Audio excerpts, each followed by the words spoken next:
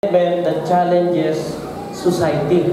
Dapat yung mga Christian ay nararapat mamuhay, yung dapat buhay natin ay counterculture. Kung ano yung kultura, naging kultura sa panahon ngayon, yung kultura ng pagiging kontento, dapat ay i-challenge natin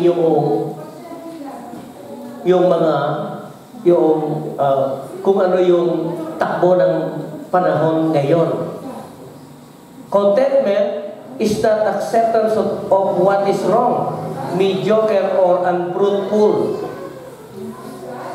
Kagaya ng sinabi natin kanina yung kay Haring Solomon sa chapter 6 verse 6, tingnan mo ang mga langgam, ikaw na taong ubod ng tamad, pamumuhay masdan mo, at nang ikaw ay mamula, sabi ng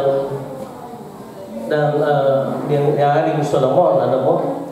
So, contentment, hindi ibig sabihin, nandun ka na lang pahiga-higa sa bahay, hindi ka na nangangarap, hindi po ganon ang ibig sabihin ng contentment.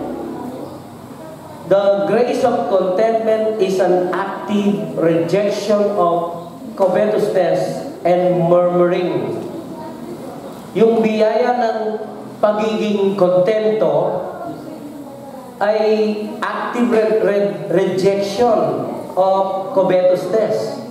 No? Yung sinasalungat mo yung pag-iimbok sa pamamagitan ng biyaya ng pagiging kontento. At yung kontento, kung kontento ka, hindi ka nagre-reklamo. No? So, tingnan ninyo ang iyong sarili. Sinasabi mo ba na ikaw ay kontento and yet sinasabi mo, bakit wala ako nito, Panginoon? Bakit hindi nabibili yun? So, hindi ka talaga kontento. Yun ang pinupunto natin dito. So, sabi ni Jerry Boros tungkol sa contentment, sabi niya, contentment is attained not so much by addition as by subtraction. Hindi ka kontento kung mayroong madagdag na material sa iyo or mga bagay na or sa pag-aari mo.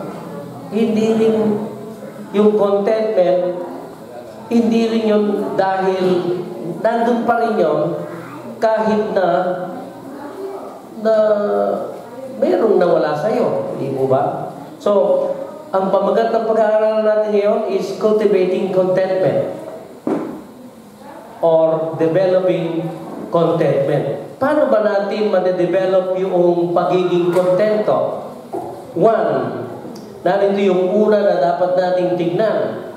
Alam niyo ba sa Christian, upang ikaw ay maging kontento, kailangan mo yung doktrina. Yung doctrines. Doctrines essential to contentment. Kapag alam mo na yung Diyos ay Diyos, God of Providence, all things in the believer's life according to God's intelligent purpose. Lahat ng mga nangyayari, lahat ng tinatangkilik, lahat ng bagay, yun po ay ayon sa kalooban ng Diyos sa mananampalataya.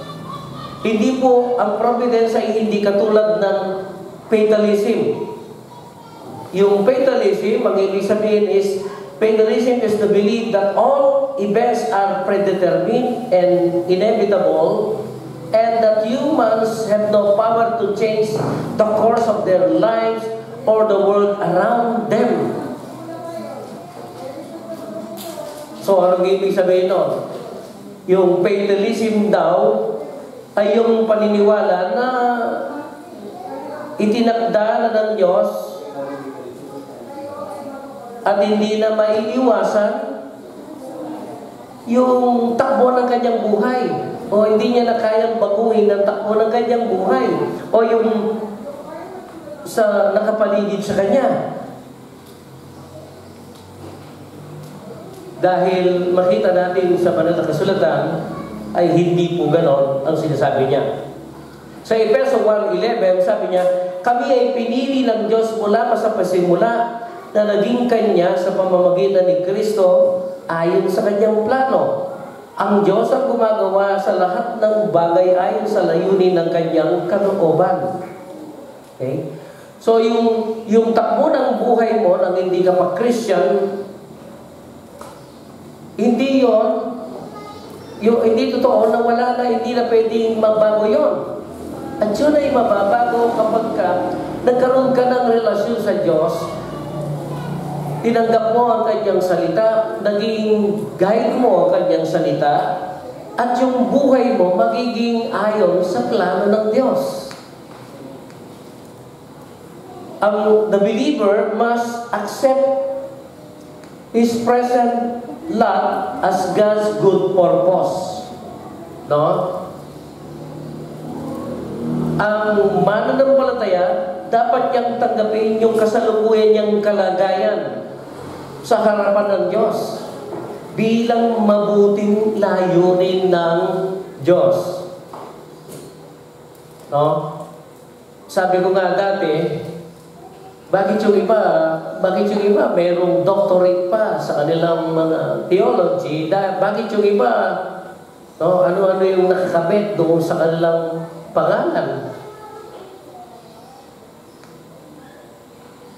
Sabi ko, kung nakapag-aral ako na katulad nila, and then makita mo sa mga example ng yung kanilang pangunguna, sa kanilang pangangaral, sa kanilang mga pangunguna sa kanilang iglesia, makita mo, hindi man nakukuha doon sa title ng kanilang pangalan na maging epektibo sila.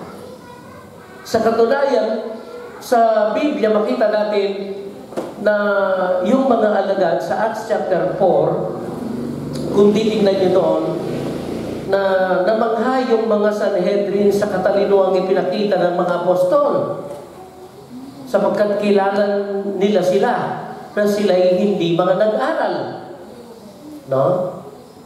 Ang sabi nga nila, saan kumuha ng karunungan ng mga taong ito? Di ba? So, anuman ang iyong kalagayan, napakahalaga na ikaw ay alam mo na ikaw ay tinawag ng Diyos, ikaw ay lingkod ng Diyos, at ipilos ang Diyos sa buhay mo. Sa Roma 8:28, ang sabi niya, nalalaman natin na sa lahat ng mga bagay, ang Diyos ay gumagawa sa ikabubuti ng mga umiibig sa Kanya, sa kanila ng mga tinawag alinsunod sa Kanyang layunin. Si Pablo, sinabi niya rin na yung kamangmangan ng mundo, ng mga tao, sa tingin ng mga matatalino, yung kamangmangan o yung mga hindi nag-aral, mangmang ay ginawang karunungan ng Diyos sa kanila. Di ba? So, hindi doon sa taas ng pinag-aralan, although maganda, mabuti yung mataas ng pinag-aralan, hindi rin doon sa baba ng pinag-aralan, pwede kang gamitin ng Diyos. Ang point dito, whatever yung kalagayan mo, yung present lot, accept it as God's good purpose. Yun ang sabi po ng ating pag-aaral ngayon. So, ano ba yung makikita natin sa providence ng Diyos? Ay yung doctrines na kailangan sa ating pagiging contentment. Hindi lamang makilala natin na yung Diyos siya ay God of providence. Pangalawa, God is a God of provision. Provision, yung every possession is distributed out of God's goodness. Ano? Lahat ng pag-aari ay ikinalap ng Diyos para sa kanyang kabutihan, dahil sa kanyang kabutihan. Sa mga Kronika chapter 29 verse 12, ang sabi niya, ang mga kayamanan at gayon din ang karangalan ay nagmula sa iyo, at ikaw ang namumuno sa lahat. Nasa iyong kamay ang kapangyarihan, kalakasan, pagpapadakila at pagpapalakas sa lahat. No? We tend to think of our possession as something we have earned. Yung pag-aari natin, iniisip natin na pinagpaguran ko ito, ako ang gumawa nito. Pero makita natin sa Scripture, kahit pa magpagal ka ng magpagal, magpagod ka ng magpagod, kung hindi yan ibibigay sa iyo ng Diyos, ipagkakatiwala sa iyo ng Diyos, hindi yan mapapasayo. Katulad ng sinabi ng Scripture, hindi lahat ng malakas ay nananalo. Di ba? Yung mabilis tumakbo, hindi lagi yun ang nananalo. Yung matalino, hindi yung matalino, hindi yun laging yung nung high school kayo, nung nag-aaral kayo, siya yung laging number 1 sa klase, valedictorian. Pero yung buhay niya, hindi mo masasabi dahil doon ay lalamangan niya yung iba. Makita mo yung estudyante na mahina ang ulo niya, at makita mo siya pa yung mag-excel sa kanyang buhay. So, makita nyo ngayon yung sinasabi ng Scripture, no? Yung hindi sa yung lakas, hindi sa yung talino, kundi dahil lamang sa kapangyarihan ng Diyos. Ipinagkaloob sa iyo ng Diyos yan, yung kayamanan, yung lahat ng yan. Kung hindi niya ibibigay yan, wala kang magagawa. Kahit pa mataas pa yung pinag-aralan mo. So, ultimately, sabi niya, both the ability and its fruit is sustained by God. Yung abilidad at yung bunga, no? Ang Diyos ang nagsusustain noon lahat. Kahit na mamayagad ka. Maganda yun, di ba? Subalit, kung hindi yan pagkakalooban ng bunga ng Diyos, baliwala yun. So, sa Biblia, doon sa unang Korinto, makita natin chapter 9, verse 9 to 10, ang sabi doon ni Pablo, sapagkat nasusulat sa kautusan ni Moises, huwag mong bubusalan ng bibig ng baka habang ito'y gumigiit. Mga baka nga ba? Baka nga kaya ang inaalala ng Diyos? Hindi ba tayo ang tinutukoy niya? Alang-alang sa atin, kaya iyon isinulat, sapagkat ang magsasakang nag-aararo at ang naghihiwalay ng mga butil sa uhay ay gumagawa sa pag-asang may bahagi sila sa aaninin, sabi niya. So, ang Diyos ang nagsusustain sa pangangailangan ng bawat isa. So, dapat alam natin na ang Diyos ay siya yung God of Providence, siya yung nagkakaloob ng pangangailangan, nagpo-provide, siya yung nagdi-distribute ng possession sa bawat isa, bawat tao, at siya rin ang tumutubos, di ba? Ang pinaka-dakila na provision ng Diyos is grace of salvation in Christ. No, yung pagtubos niya sa atin. Kaya si Pablo sabi niya sa Roma chapter 8 verse 32, Kung ang sarili niyang anak ay hindi niya ipinagkait, sa halip ay ibinigay para sa ating lahat, hindi kaya niya ibibigay ng masagana sa atin ang lahat ng bagay?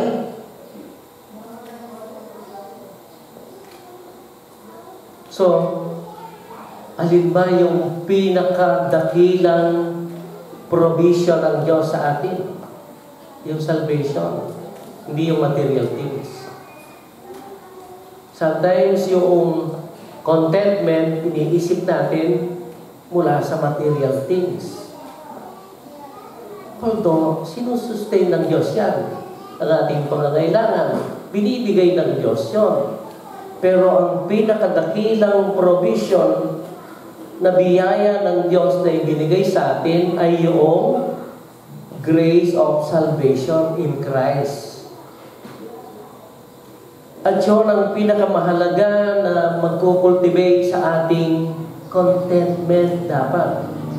Ano man ang ating kalagayan ay magiging kontento tayo, magiging panatag tayo dahil nasa atin ang pinakamahalagang kayamanan sa mundo. Ang makilala at iligtas ni Kristo. Whatever possession is denied us,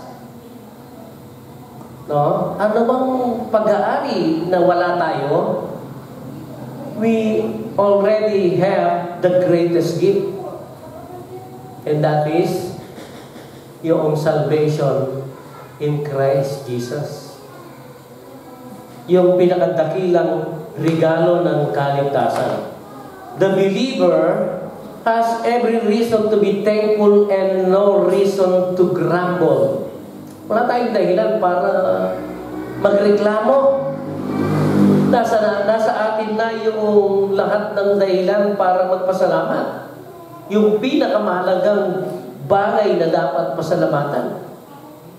Sabi nga ng Biblia, sabi ng Panginoong Jesus, what shall it profit a man if he gain the whole world but lose his own soul?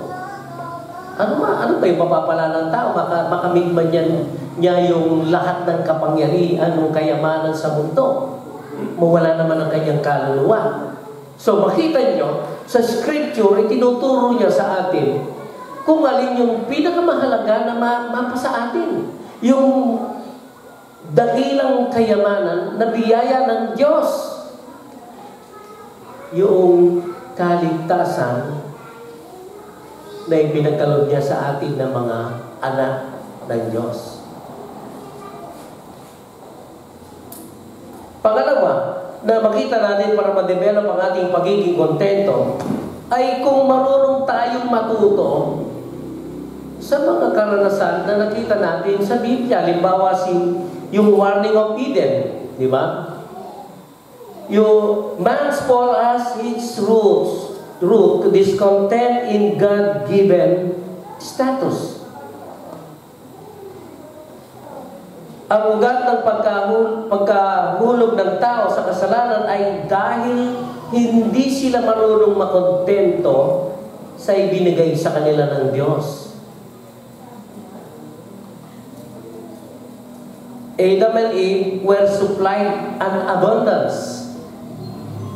Bago sila nilikha ng Diyos, inuna muna ng Diyos ang lahat ng mga bagay na puno na namumunga para sa kanilang pangangailangan. Sapat ang kanilang supply para sa kanilang pangangailangan. But they choose the off limits.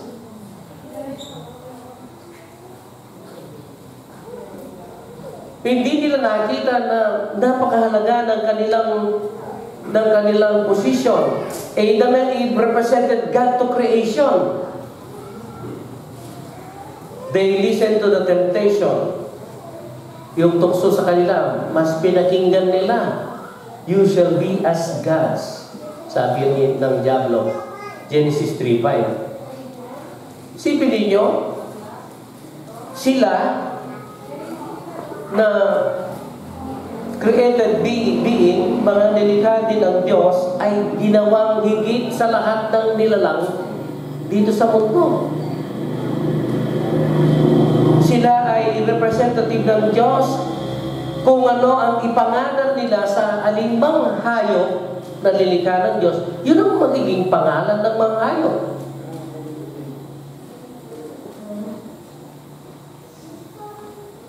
No? Sila yung mamamahala. Sila ay binigyan ng kapangyarihan sa lahat ng bagay sa mundo. Subalit ano ang pinili nila? Di ba? Ang makinig at madaig sa tukso. Ano yun? Magiging parang Diyos kayo. So, nakita ninyo? Kaya, alam niyo ba yung dito sa mundo walang bago, sabi ni Hari Solomon. Ulit-ulit lang yan. Cycle of life yan. Makita mo.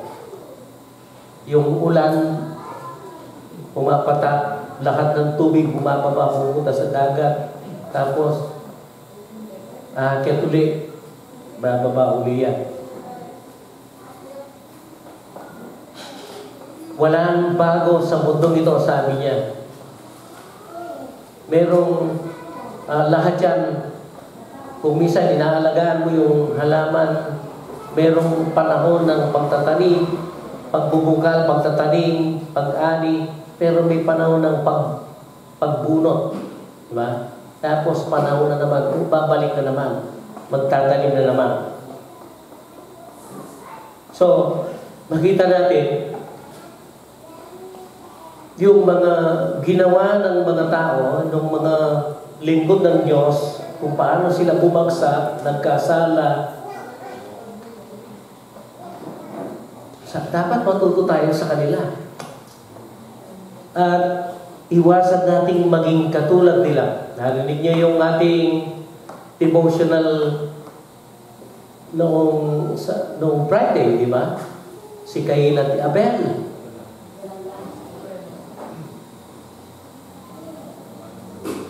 Di ba dahil sa inggit, sa selos,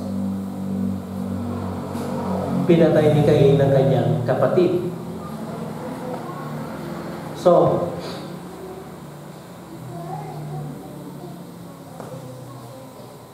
tayo dapat ay matuto doon sa mga ito'y maging warning sa atin yung mga pagkakasala ng iba at maiwasan natin. No? Pangatlo,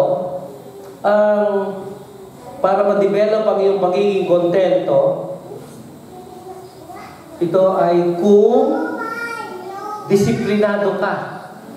Alam niyo po, napakahalaga ng disiplina. No? Ang disiplina, discipline's requisite for contentment. Hindi pwedeng wala kang disiplina tapos magiging kontento ka. Hindi po. At paano mangyayari yun? Natural lang sinasabi natin dito ay tungkol po sa ating spiritual na pamumuhay.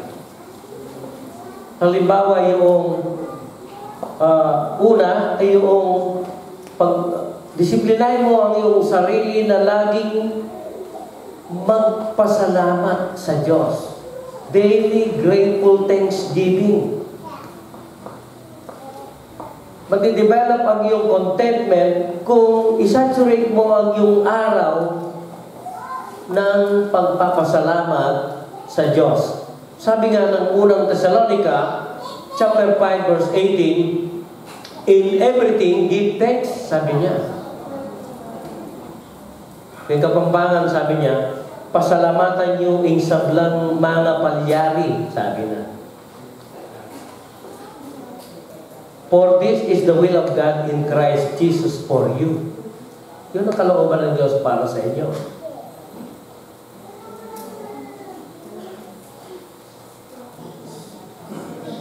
Kung minsan hindi natin naiintindihan, bakit po hindi kaya ako katulad ng iba? Ganito yung buhay nila. Bakit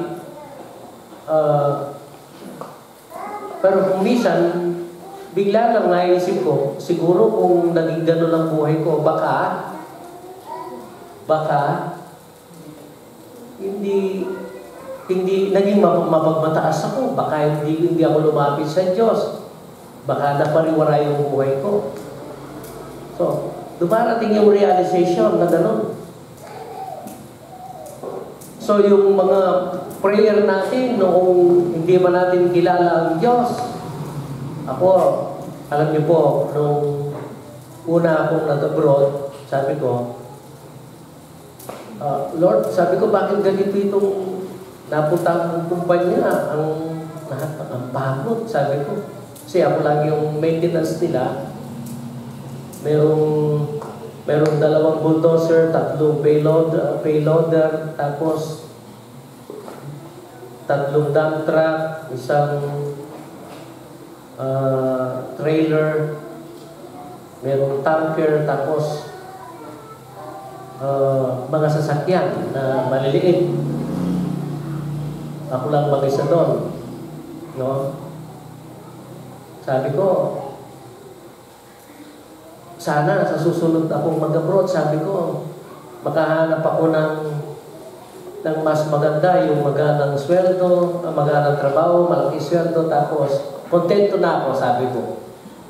At hindi pa naman ako Kristyano noon, pero tinugon ng Diyos yung prayer ko. Nung 2nd beses kong pag-abroad, ibinigay ng Diyos yun. Na maintenance kami sa isang farm, no, yung taniman ng mga pagkain ng mga baka, tupa, tsaka kamelyo. Mga makina yung nagdidilig na automatic siyang nagdidilig na gano'n, minimaintain namin yun. Kung walang sira yun, doon lang kami sa shop, natutulog. Maganda rin yung sweldo.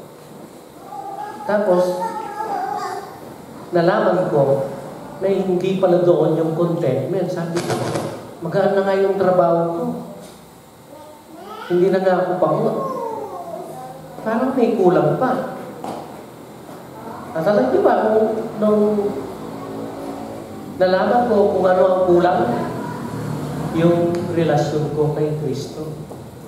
Nung magkaroon ako ng relasyon kay Christ, doon ko nakita yung siya yung bumuno doon sa hinahanap ko. Kaya nalaman ko, sabi ko, hindi pala doon sa laki ng pag-aari, hindi doon sa laki ng sweldo, hindi sa taas ng yung inabot.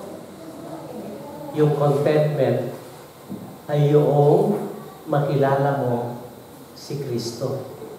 Kaya pala, sabi ko, no? At nung time na yon, nung nandun ako habang dahil nakakaunsig noon kasi wala pang cellphone.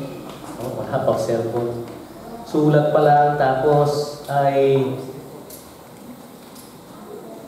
yung sulat mo, ihulog mo 2 weeks bago babalik yung reply. Ang tagal, no? Nakakainit, homesick. Nakita ko na tuwing binabasa ko yung scripture, ang salita ng Diyos, nagiging panatag ang aking espiritu. Hindi ko, walang nagsasabi sa akin, pero nararamdaman ko sa aking puso. Nung pag-uwi ko, open yung ang mind ng aking heart sa scripture. Nakinig ako ng gospel.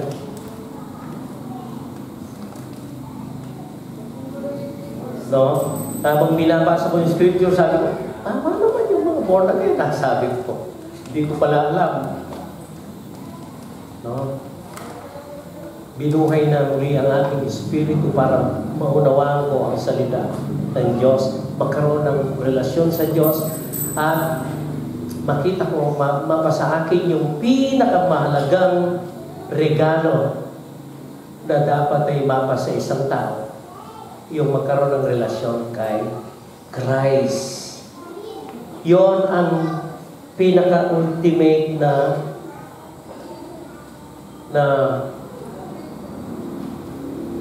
magbibigay sa atin ng contentment. No?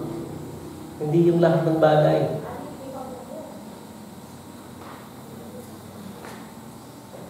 We can be spiritual even when doing our earthly tasks. Spiritual graces. No? Ano man yung ginagawa mo sa trabaho mo, pwede kang maging, sabi nga ni Pablo, ano man ang yung ginagawa, kumakain man kayo, umiinom man kayo, gawin ninyo sa ikalululhati ng Panginoon. No? Sa ikalululhati ng Diyos. Admire people for their grace or common grace, not for their possession. No? Yung hangaan ninyo, yung mga tao, dun sa kanilang grace na tinanggap, spiritual grace or yung katangiang spiritual, hindi yung mga possession nila, yung pag-aari nila. Alam niyo po, yun ay bonus na lamang. Paborito ng mga Christian, seek ye first the kingdom of God and His righteousness, and all these things shall be added unto you. Pero in practice, hindi naman talaga seek ye first, at hindi naman talaga yung pag-arian sila ng Diyos ang nauna sa kanila. Yung time, yung panahon nila para sa Panginoon ay pagka wala akong ginagawa, pagka hindi ako busy, pagka wala akong lakad, pagka wala akong trabaho. Ganun lang sila, di ba? Pero ang sabi ng Panginoon, unahin nyo na higit sa lahat ay ang pagharian kayo ng Diyos, at ang lahat ng mga bagay ay pagkakaloob sa inyo. No? Yung kailangan mo ay pagkakaloob sa iyo, yun ang pangako niya. Admire people or spiritual focus is what displays material occupation and love of money. Okay. Ano ba yung sinasabi nito? Yung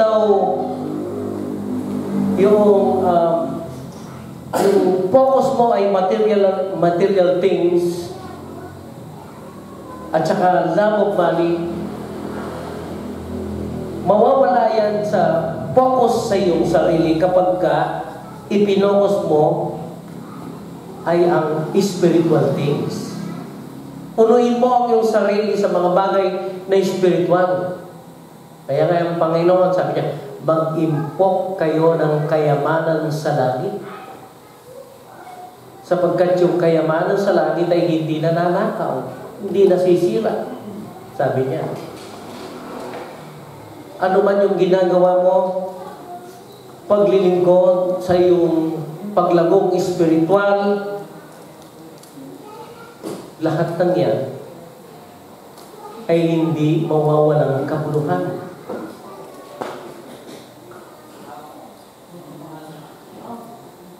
Lahat ng bagay, iiwan lamang natin yan dito sa mundo. At katulad nga ng sabi ng Panginoon sa Matthew 6:24, sabi niya, walang taong makapaglilingkod ng sabay sa dalawang amo. Binabasa ko ang salita ng Diyos kasi napaka-straightforward ng kanyang salin. Sabi niya, walang taong makapaglilingkod ng sabay sa dalawang amo sapagkat kapupuotan niya ang isa at iibigin ang ikalawa. O kaya magiging tapat siya sa isa at hahamakin ang ikalawa. Ganon din naman, hindi kayo makapaglilingkod ng sabay sa Diyos at sa kayamanan. Remember niyo yung ating pag-aaral noong Wednesday, di ba? Merong mga tao, ginagamit yung social media. Gusto nilang ipaalam sa mga tao na sila ay very spiritual. Pinapakita nila yung material things, praise God. Lahat ng mabuting biyaya ay galing sa Diyos, sabi nila. Dinidisplay nila yung kanilang mga material things. No? Na parang sa kanilang post ay sinasamba nila, pinasasalamatan nila ang Diyos. Pero pagdating ng Sunday, wala naman sila. So, ano yun? Display lang yun. Pakitang tao lang yun sa iba.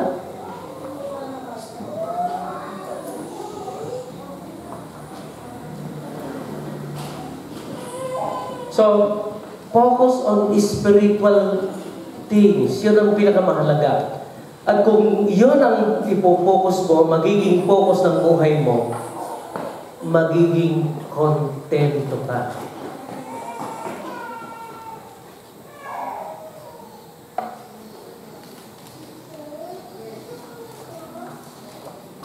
So, yung earnest pleading in scarcity, sabi ni Lumen Learning, yung earnest pleading, ito yung serious appeal, ang ibig niya sabihin. Sabi niya, means unlimited one. Yung scarcity daw ay yung unlimited one. Marami na,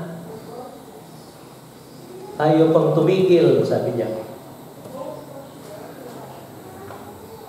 No? Marami na ang nasa kanya, ayaw pa rin tumigil. Hold fast to godliness with contentment. Yun ang panlaban doon.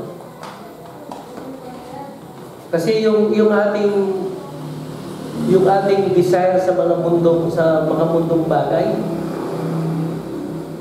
wala pong tigil yan. Gusto natin more pa. At subalit hindi natin makikita doon ang contentment, tunay na contentment.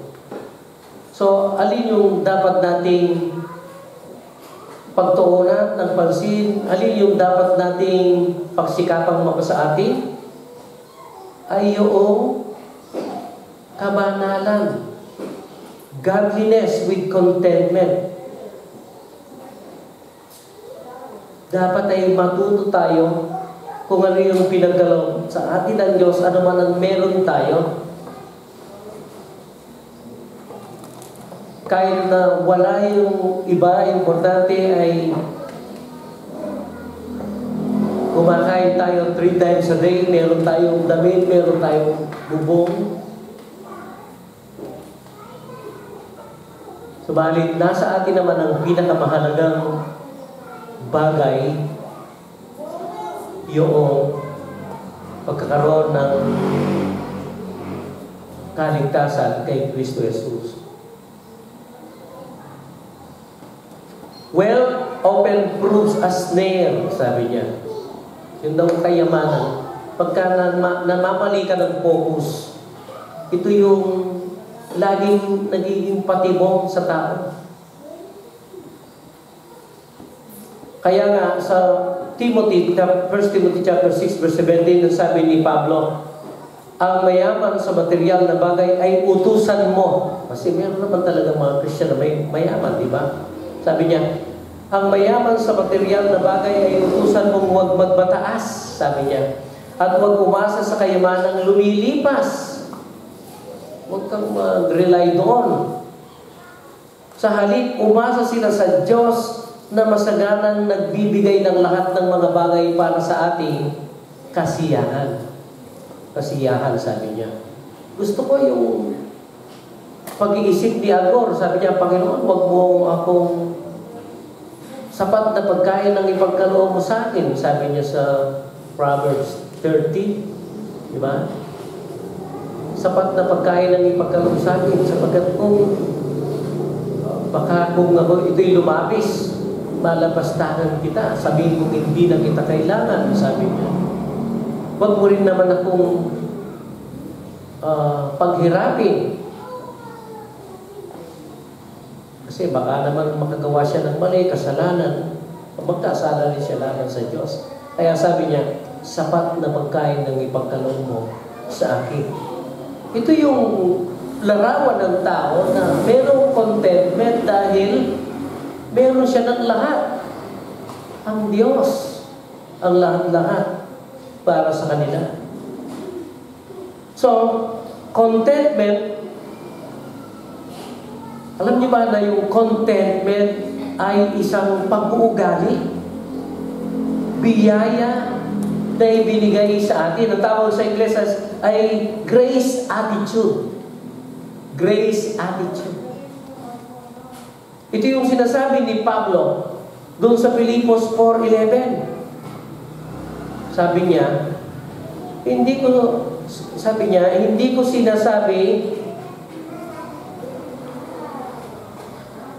sinasabi ito dahil sa kayo'y pinaghahanapan ko ng tulong. Sabi niya, natutunan ko ng masiyahan maging anuman ang aking kalagayan, sabi niya. So, ano ba yung sinasabi niya dito? Kung siya ay sagana sa mga bagay, material na bagay, pareho lang ang kanyang, meron siyang kasiyahan dito. Pero yung sinasabi niya, anuman ang aking kalagayan, meron man siyang pagkukulang o nagugutom man siya, nakakulong man siya, anuman ang kanyang kalagayan, sabi niya, natutunan ko ng masiyahan. Ikaw, kaya mo bang magpasalamat, makontento, masiyahan, anuman ang iyong kalagayan?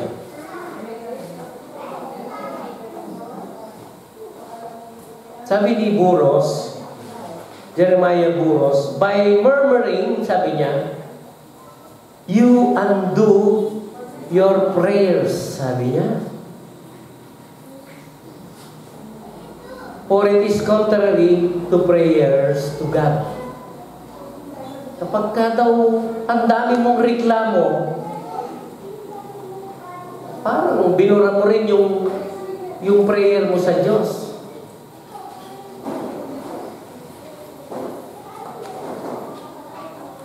Dapat matuto kang makontento, hingin mo sa Diyos. Kagaya ng sinasabi ni Pablo, ito ay natututuhan.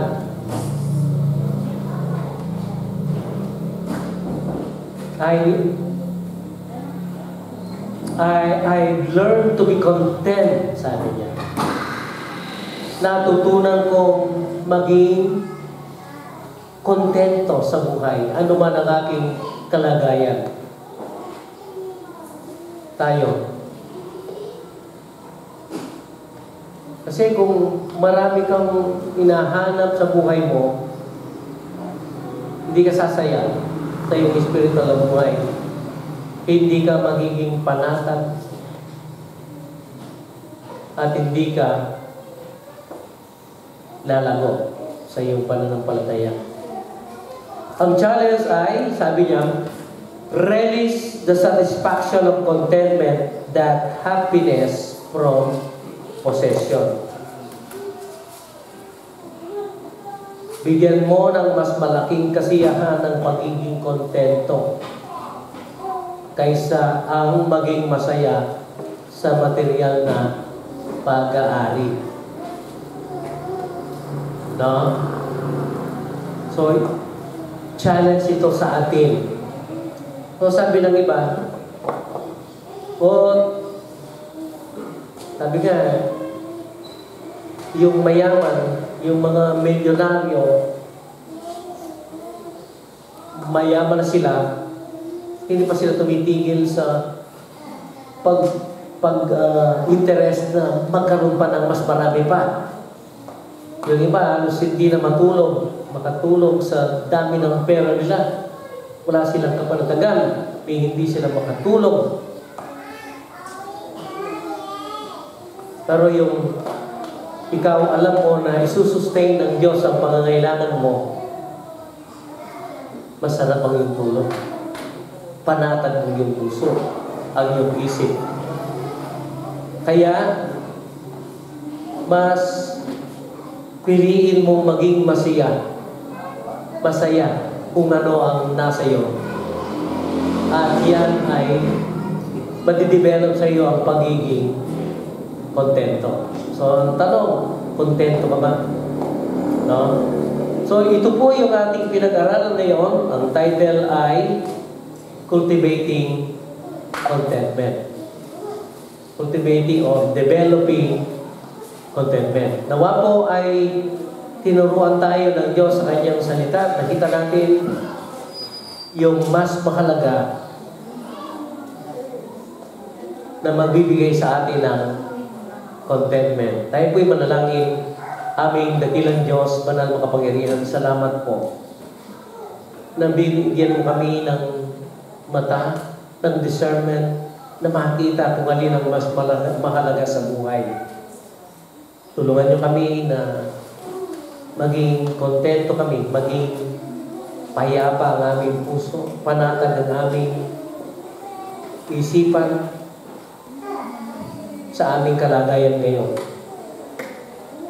Opo, tunay nga po na hindi ibig sabihin nito na hindi kami magsisikap o hindi kami magtatrabaho, kundi sa kabila nito ay aasa kami sa iyong provision, sa iyong ipagkakaloob sa amin ng lahat ng bagay sapagkat ito ang pangako mo.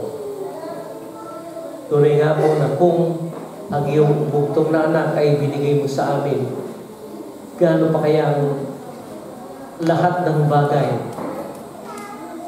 na alam mo kailangan namin ay tiyak namin na ipagkakaloob mo, lalo na yung makakabuti para sa amin. Kaya tutulungan mo ang bawat isa na maging payapa ang aming puso, ang aming isip, maging kontento kami, maging masaya kami sa aming kalagayan sa mundong ito. Dahil nasa amin ang pinakamahalagang bagay sa mundo, ang magkaroon ng relasyon kay Kristo, ang may magkaroon ng kaligtasan at katiyakan sa langit. Ito ang pinakamahalaga at ito nawa ang maging focus ng aming buhay. Ito po ang aming dalangin sa pangalan ng aming